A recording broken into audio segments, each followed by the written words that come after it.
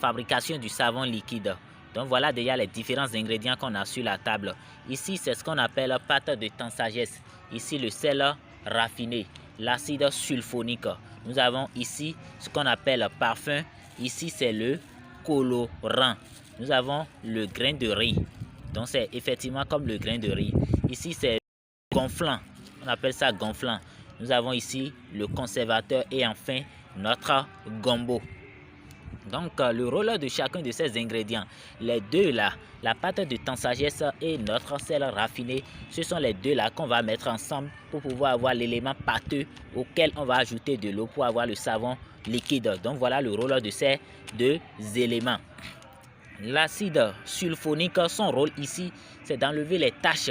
Donc on va se servir de cet acide ici pour pouvoir enlever les taches de nos habits. Le parfum, comme son nom l'indique, c'est effectivement un parfum qui va permettre de donner une très bonne odeur à notre savon. Le colorant, ça va donner une couleur à notre savon. Vous allez trouver plusieurs couleurs là-bas. À vous de faire le choix de ce que vous voulez. Ici, c'est le grain de riz. Et si vous voyez correctement l'aspect de ce produit, c'est effectivement comme le grain de riz. Et ici, son rôle, c'est de donner le caractère mousseux à notre savon. Le conservateur, ici, son rôle, c'est de permettre à ce que le savon soit conservé. Donc, si on fabrique le savon, on peut laisser cela pendant des jours, des mois, sans que cela ne se gâte. Donc, c'est le rôle de notre conservateur.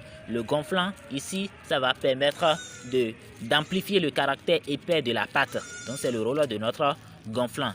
Et ici, nous avons notre gombo. Quand on ajoute le gombo, on peut passer de 25 litres à 30 litres.